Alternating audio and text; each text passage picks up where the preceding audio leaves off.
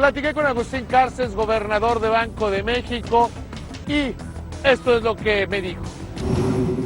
Agustín, me da muchísimo gusto siempre platicar contigo. Ojalá me puedas ayudar a entender qué pasa con la visión de los mexicanos sobre la economía. Yo creo que hay como dos puntos encontrados. Por un lado, los datos económicos son buenos, y por el otro lado, la visión de la gente de que las cosas están mal.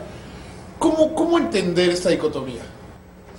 Bueno, la verdad es que es un tema en el cual nosotros también tenemos que estar trabajando, mejorando la comunicación, explicando los fenómenos de la mejor manera que podamos. No hay duda de que hay ciertos fenómenos externos que sí nos han afectado, como es el tema del precio del petróleo. Pero por otro lado, pues si nos comparamos con el resto del mundo, pues México está creciendo, y por otro lado, pues podemos seguir funcionando como un país normal, yo diría, ¿no? Que muchas veces la gente no lo sabe, pero por ejemplo en materia monetaria, pues el hecho de que México no tenga que tomar los extremos que han tomado otros bancos centrales, pues es un dato muy bueno, aunque como digo, mucha gente no lo percibe. Entonces, bueno, tenemos que comunicar más, y también otra de las cosas que creo que es muy importante es que quizá le tenemos que hacer más eco a los resultados que ha habido de las reformas estructurales. Hay como, y yo lo he dicho en alguna columna en Excelsior, que hay como una inflación psicológica, como que hay una angustia sobre el tema inflacionario, cuando tenemos, el año pasado fue la inflación más baja de la historia, está en 2.9 durante 9 meses consecutivos abajo del 3%. ¿Cómo se ve desde el Banco de México esta sensación de que tenemos un problema de inflación cuando estamos teniendo los mejores registros en 47 años? Bueno, pues realmente nosotros nos fijamos mucho en las expectativas de inflación, y parte de nuestro objetivo es mantener ancladas esas expectativas. Una parte importante por la cual tuvimos que actuar coordinadamente con la Secretaría de Hacienda en septiembre es precisamente para mandar señales de que la gente se dé cuenta de que la autoridad, en este caso el Banco de México, está preocupado por el valor de su moneda y por la inflación. Esas acciones tienen ese objetivo, afectar las expectativas, anclarlas, ¿no? Entonces, también tenemos que romper un poco con la memoria, pues que muchas veces es muy larga, de gente que pues, se acuerda de hace 20 años, donde sí había una depreciación e inmediatamente se iba a precios. Una de las cosas que creo que se ha logrado con la autonomía del Banco de México es precisamente romper esa correlación tan estrecha que existía, ¿no? Y de hecho lo que se necesita para, por ejemplo, absorber el choque del precio del petróleo es dejar que el tipo de cambio se deprecie un poco, pero manteniendo inflación baja, porque si eso se logra, lo que sucede es que el resto de nuestras exportaciones se vuelven más competitivas, van a crecer, y eso es lo que va a compensar el efecto de la caída del precio del petróleo. Hablabas de memoria larga. ¿Cómo romper este ciclo de memoria larga? En los 70, los 80, era movimiento del tipo de cambio, inflación desbordada, crisis económica. ¿Cómo romper cuando la inmensa mayoría de los mexicanos hemos nacido y hemos sido educados bajo ese sistema? ¿Cómo romper esta memoria? ¿Cómo entender que hoy los datos, que a veces para mucha gente le parecen increíbles, son distintos? Sí. Bueno, yo creo que esos fenómenos de crisis están bien entendidos, digamos, desde un punto de vista técnico, y precisamente fueron causados por indisciplina monetaria y fiscal. Entonces, por eso lo que nos corresponde a nosotros es decirle a la gente, hay disciplina fiscal y hay disciplina monetaria, y eso ancla las expectativas.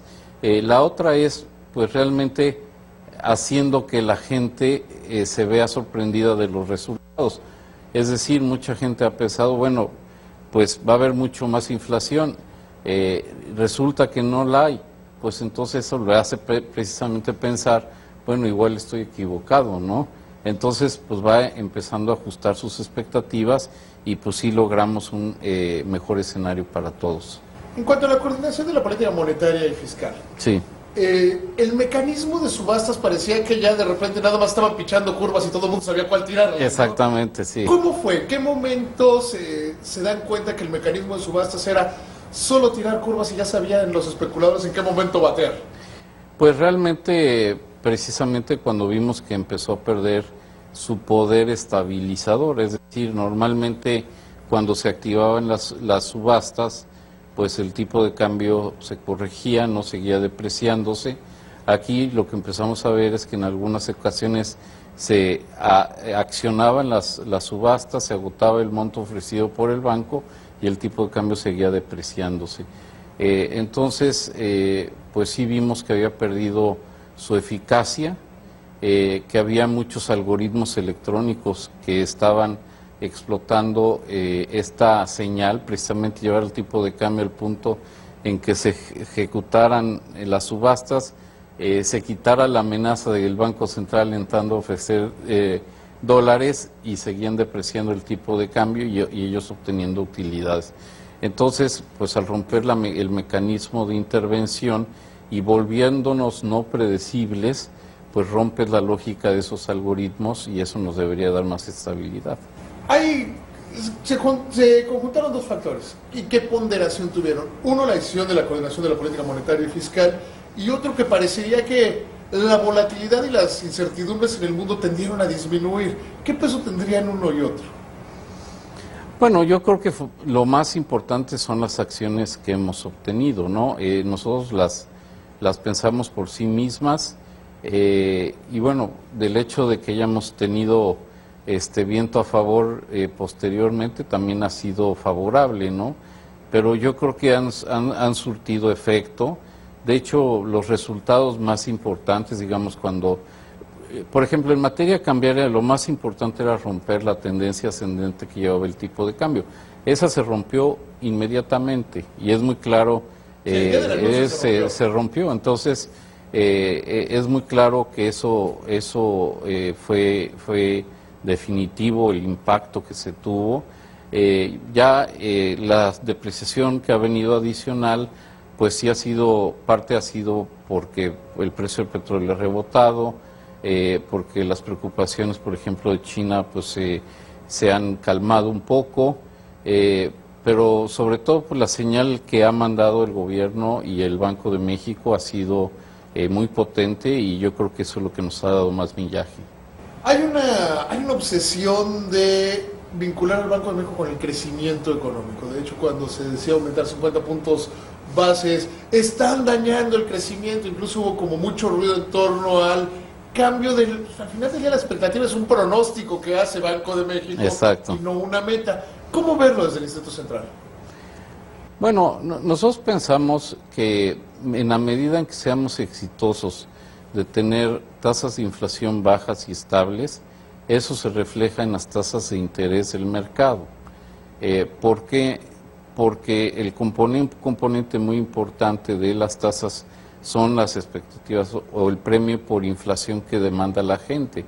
Si la gente espera mucha inflación, pues va a pedir tasas de interés más altas. Entonces nosotros pensamos que la mejor manera en que podemos contribuir al crecimiento económico es manteniendo una tasa de inflación baja. Normalmente las tasas pues las subiríamos cuando vemos que se desestabilizan esas expectativas. Entonces nosotros vemos que el mantener la inflación baja y estable, más que perjudicar el crecimiento, lo apoya. Otro ejemplo, digamos, si hay inflación desbocada, pues el salario real de las personas se ve afectado y por lo mismo pues no tienen capacidad de gasto. Ahorita, por ejemplo, si vemos las cifras del PIB en México, el consumo interno es el principal motor y parte de eso es porque ha habido una recuperación bastante importante del salario real. ¿Cómo hacer que, decías que la gente se tenía que sorprender de los buenos resultados, cómo hacer que la gente se empiece a dar cuenta de ellos? Vemos, por ejemplo, la economía mexicana crece poco, pero es de las pocas que crecen en el mundo, que tenemos la inflación más baja de la historia, que vemos cómo aumenta la producción industrial, cómo aumenta el empleo, cómo aumentan los salarios reales. ¿Cómo, no sé si preguntarlo, si no es frustrante no poder comunicar ese mensaje al promedio de las personas? Bueno, lo que tenemos que hacer es precisamente entrar en ese círculo virtuoso, ¿no? Por un lado, pues sí ha habido algunos momentos en que hemos tenido expectativas mayores que no se han materializado. Yo creo que ese ha sido el caso del crecimiento económico. ¿Por qué? Sobre todo porque el entorno externo no ha sido cooperativo, por decirlo de esa manera. Ahora, eso no le quita valor a lo que se ha hecho y lo impulso que se le ha dado el crecimiento. Lo que es muy difícil, y digo, por eso lo que tú estás abordando con esta pregunta es bien importante, si es una frustración, porque nosotros pues no podemos hacer el caso como el siguiente, decir, bueno, imagínense qué hubiera pasado si no hubiéramos actuado, ¿no? Sí, Eso, o sea, el hubiera no es algo fácil el de contrafactual explicar, no es fácil, ¿no? Entonces, bueno, pues sí, por eso la comunicación y después poder encadenar una serie de sorpresas positivas, ¿no? Es muy importante para pues hacer que la gente cambie su percepción. Porque es que hay como esa angustia inflacionaria. En abril del 14 la inflación estaba en 4.3 por ahí. El año pasado, en 2014, cerramos por arriba de la meta, pero ahí fue el resultado de la reforma fiscal. No había una angustia de la persona promedio porque la inflación estuviera arriba de la meta del Banco de México. Hoy hay una angustia cuando está justo en el objetivo. Es como difícil entender esa parte, ¿no? Pues sí, y es sobre todo por también la larga memoria histórica de la correlación entre el tipo de cambio y la inflación, que ahorita ya se rompió, entonces espero que eso haga que hacia adelante pues podamos tener una psicología más constructiva, por decirlo así. Agustín, te agradezco muchísimo. Un placer. Muchas gracias, David. Te invitamos a seguir cuestionando la información con los siguientes videos.